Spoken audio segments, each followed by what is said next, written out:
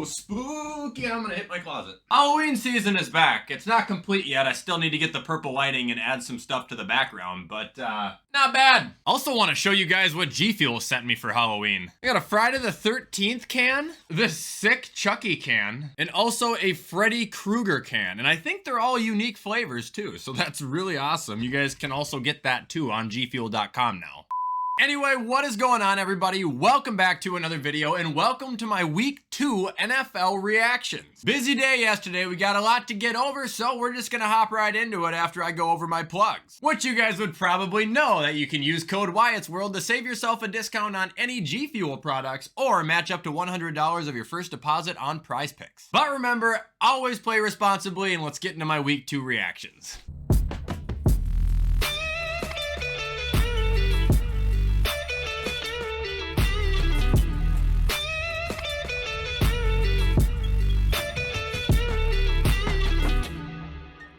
Alright, so starting off Week 2, we will have my full Thursday night reaction for the Vikings Eagles game. I know I talked about it briefly last week, but this game was actually pretty crazy. And I want to really quick address the Eagle fans who keep saying it wasn't as close as the score made it look. It was 28-34 at the end of the game. Shut the hell up. I respect you guys, but damn, you are annoying sometimes. Anyway, Kirk Cousins was immaculate, throwing 31 for 44, 364 yards and 4 touchdowns. Madison struggled. I'm not saying he deserves the banter he got at all. That's absolutely ridiculous, but I would just like to reiterate that I don't think he's a very good running back. But again, that has nothing to do with the hate he's receiving. I've been saying that for months.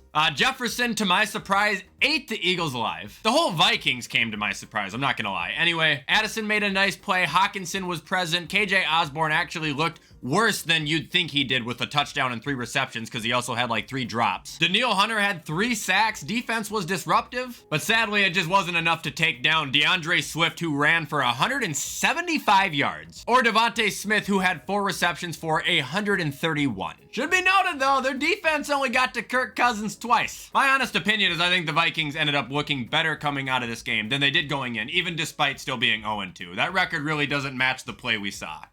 I'm switching hats, FYI. Can anybody help me? Why does my camera do this every time I move back and forth when I wear something gray or white? Like, it's giving me a stroke. It's driving me crazy. It's literally why I only wear dark hats. However, now moving on, we got the Ravens versus the Bengals, a game I was right on, thankfully. The Ravens ended up winning. Not gonna lie, I didn't watch a lot of this game. It wasn't on Red Zone a ton, but I did see that Gus Edwards looked productive. As far as I saw, Lamar Jackson looked to be a pretty decent passer that game. Nelson Aguilar is still alive, catching a touchdown, 5 receptions and 63 yards. That's crazy. Odell got hurt, and the defense, despite allowing 24 points, did their job. Looking at the Bengals, as you can see, Burrow is still having some completion issues. However, it is encouraging to see him throwing over 80 yards and getting a touchdown or 2. Also should be mentioned that T. Higgins is back, and he led the team in receiving 8 for 89 and 2 touchdowns. When I say he's back, he was never hurt. Just last week, he didn't have a damn catch. Now, like I said, I didn't see a ton of this game, but judging by the Bengals defense, this is what I'm going to say costed them the game. They didn't get to Lamar Jackson once. I mean, if you guys can't pick him off or get him down one time, like, you're not going to beat him. Bengals are 0-2, but don't overreact. They're not that bad. Now we got the Lions and the Seahawks, a pick I was wrong on, and damn, Detroit. Well, first off, these two are just John Cena and The Rock, apparently. They just throw on an absolute classic every single time they face each other. But damn Detroit. Like, I really thought you guys were gonna win this game. And I'm also sad Jared Goff's streak ended of almost breaking the NFL record for most thrown passes without an interception. Look at this game, Geno Smith was 32 for 41, 328 yards, 2 touchdowns. That's pretty clean. Now, the rushing's a little bit odd because Kenneth Walker having 2 touchdowns is great, but 17 carries for 43 yards, like, I have never seen him do that bad. So that was shocking to me. DK, he didn't do as good as I thought, even though he did lead the team in receiving, and he did get hurt for a little bit. Lockett was effective, 8 receptions, 60 yards, 2 touchdowns. Noah Fant was around. And defensively, it looks like Julian Love had a hell of a game, as well as Trey Brown recording a sack and a pick. Anyway, now let's take a look at the Lions. So Jared Goff, other than his pick, he was great. 28 for 35, 323, 3 touchdowns. I mean, that's fantastic. David Montgomery was actually having a pretty good game, and then he got hurt, unfortunately, where Jahmyr Gibbs then was being outsnapped at one point by Craig Reynolds. I told you their usage with him game was gonna be fucking dumb. Receiving was alive and well. St. Brown had 6 for 102. Josh Reynolds had 5 for 66 and 2 touchdowns. But then if you look at Detroit's defense, it looks like they didn't do nearly as much as Seattle, despite the score being so close. It's a rough loss, man. It's a rough loss. Next game we got is the Colts and the Texans. Not gonna lie, the Texans shocked me here. I didn't think they were gonna win. I predicted the Colts, but they did a lot more than I ever thought they would offensively. We'll start with the Texans this time. CJ Stroud, 384 yards, 2 touchdowns, 30 for 47. That's his second NFL career game ever. Dameon Pierce, unfortunately, continues to be severely underwhelming. I'm not sure what's going on with him, if his injury's holding him back or maybe he's just not that good. Nico Collins was elite, 7 for 146, 1 touchdown. Robert Woods and Tank Dell even both had good games. Unfortunately, though, their defense continues the trend that we've been seeing where they didn't record a sack, a pick, or anything.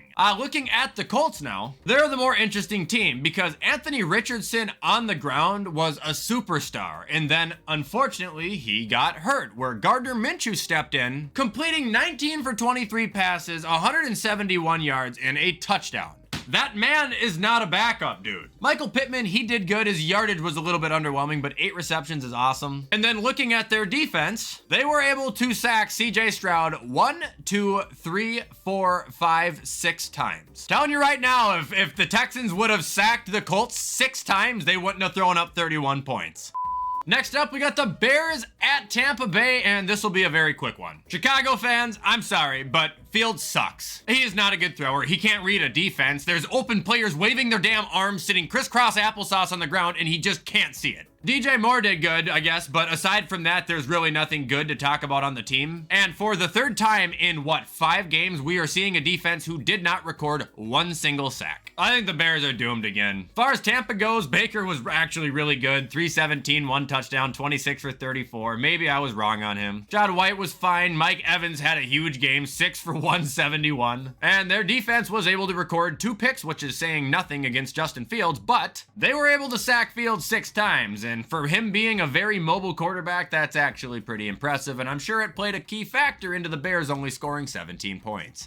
Now we're on to the Chiefs-Jags, and wow, did this game disappoint the living hell out of me. I was right on the pick, but I thought it was going to be like 36-33, not 17-9 in a game that felt like it was 6-3. I mean, Trevor was able to get 216 passing yards, but nothing going aside from that. ETN was shut down. Christian Kirk did his thing and destroyed the man coverage that the Chiefs threw at him, but aside from him, Ridley did nothing. Evan Ingram was number 2 receiver, and the defense got 1 sack on Mahomes and picked him off 1 time, but other than that, didn't do shit. Now, as far as the Chiefs go, the winning team, I don't think things look all that great for them either. Mahomes didn't exactly have a perfect game, 29 for 41, 305, 2 touchdowns and a pick. Pacheco did have a nice bounce back, which was good to see. Sky Moore, 3 for 70 and a touchdown. That was cool. Kelsey, even though he had minimal yardage, made his impact. But their offense still definitely seems to be lacking steam. But the defensive pressure on Trevor, I think, is what kept him ahead the entire game, because Trevor's head was underground, man. He was fucked. Like I said, just really underwhelmed.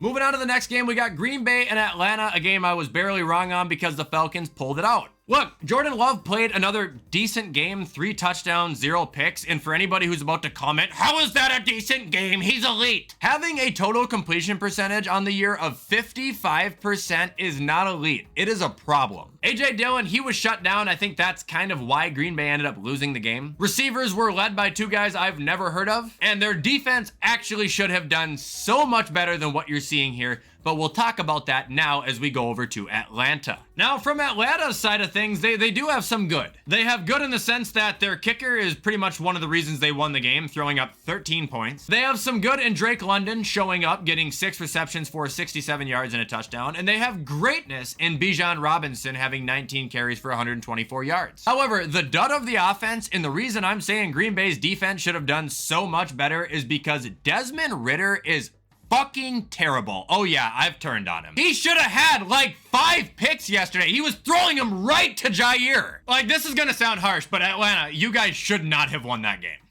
Now we got the Bills and the Raiders. Look, we back. And like I said, so is Josh Allen. I don't ever want to hear such a stupid fucking overreaction like I ever heard last week again. I didn't even pay attention to it because it was so fucking dumb. James Cook was elite too, 17 for 123, 7.2 yards a bump. Gabe led the team in receiving. Defense picked off Jimmy twice. I don't think we sacked him though, which was pretty crazy. However, if you look over on the Raiders side of things, aside from Devontae Adams, you got nothing to talk about. It was a damn blowout. Well, actually, we do have something to talk about. Josh Jacobs had 9 carries for -2 yards. Glad he held out.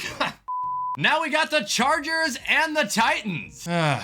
Charger fans, come on, let's go. Look, I just want to say right away, this team's playoff hopes are not dead. Every team can still make the playoffs, so please stop asking me that. Can this team still make the playoffs? I mean, guys, it's week 2. But where is all the energy on this tweet I made back on June 27th where I said the Chargers aren't making the playoffs and it's sad? I'll take lies, not true. Holy Lyat, extremely rare L. Guys, it's your damn coach. He sucks. Justin Herbert, 305, 2 touchdowns. Keenan Allen, 8 for 111. Mike Williams, 8 for 83. You guys even sacked Tannehill, it looks like 5 times. Yet you lost. Despite Derrick Henry having 3.2 yards a carry. You want to know why you lost? Staley can't handle a lead. There's no reason you guys lost this game. Like, fire him.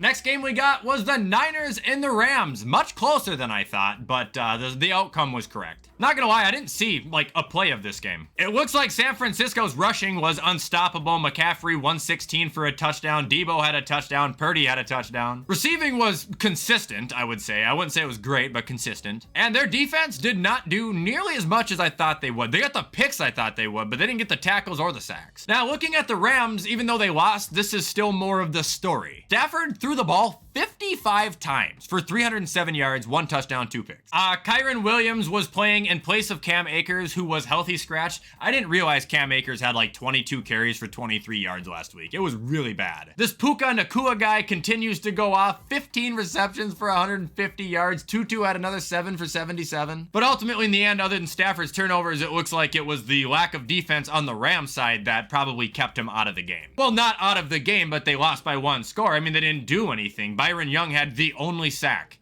Moving on, we got the Giants and the Cardinals.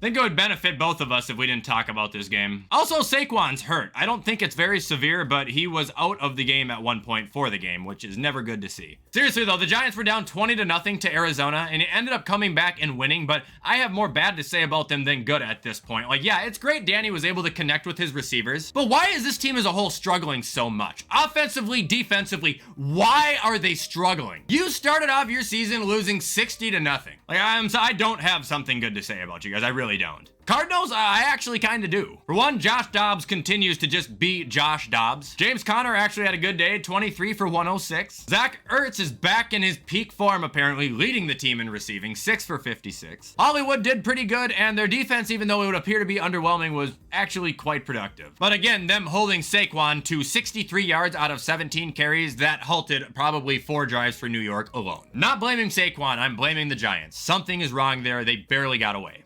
Moving on, we got the Jets-Cowboys.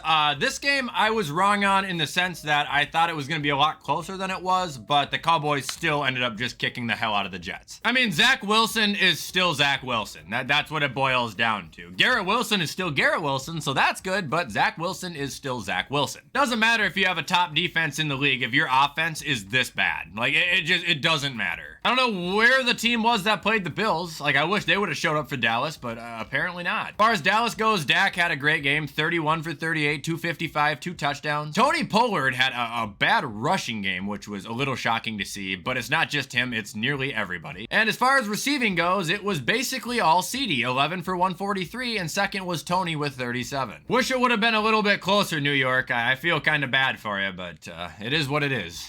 Now moving on, we got the Commanders and the Broncos. Sadly, the ending of this game was crazy, and I have no idea what happened because I stopped watching it because this game was taking 8 hours. It was seriously the longest game ever. It was like a Hail Mary, I think, from Denver, and then they failed on the 2-point and lost or something. Either way, my takeaways from this is that Denver's defensive coordinator is probably the worst in the league, and Sam Howell continues to impress me. Brian Robinson Jr. also had a pretty good bounce back week too. 2 touchdowns, 18 for 87. I mean, that's a lot better than what, 20 for 60. Also on the Washington side of things, Terry got in the end zone. Nobody had a ton of yards, but there was spread out throughout apparently the entire team. And it looks like Russell Wilson went down 1, 2, 3, 4, 5, 6, 7 times. damn. Looking at the Broncos, Russ threw for 308, 3 touchdowns, 1 pick. Also had 6 carries for 56 yards. Leading receiver was Marvin Mims Jr., and he also dropped a bucket to Brandon Johnson, which was beautiful. But it, of course, wasn't enough when your defense is allowing 35 points a game. And now we're on to the last game we got to see. It was the Dolphins versus the Patriots, a game I was again wrong on, and Tua remains undefeated against Bill. I'm not gonna lie, I feel terrible, but I fell asleep at halftime, man. Sunday night, I'm done. I'm worn out. I am happy to see, though, it was much more competitive towards the end than from what I fell asleep. When I fell asleep, I thought it was gonna be a blowout, but New England ended up fighting back. Mack threw for 231, touchdown, a pick. Stevenson still continuing to struggle on the run. Pretty troll that Devontae Parker's the leading receiver against the Dolphins, but they lost. And looking at their defense, it would be about the 2 you'd expect to make a play really did. Judon had a sack, Gonzalez had a pick. I told you he was probably going to do something big this game. But sadly, it wasn't enough. And I guess it's not really sad. Both of these are my division rivals, so I could give a damn less who won. As far as Miami, it looks like the actual stud of the team was Mostert, having 18 carries, 121 yards, and 2 touchdowns. Other than that, Tua only threw for 250. Jalen Waddle led at 86. Tyreek only had 40. But it does look like the defense was aggressive when getting to Mac Jones because they sacked him 4 times and picked him off once. Again, that's a lot more than Tua had to endure, which leads me to believe that's part of the reason the Dolphins were able to walk away by a score.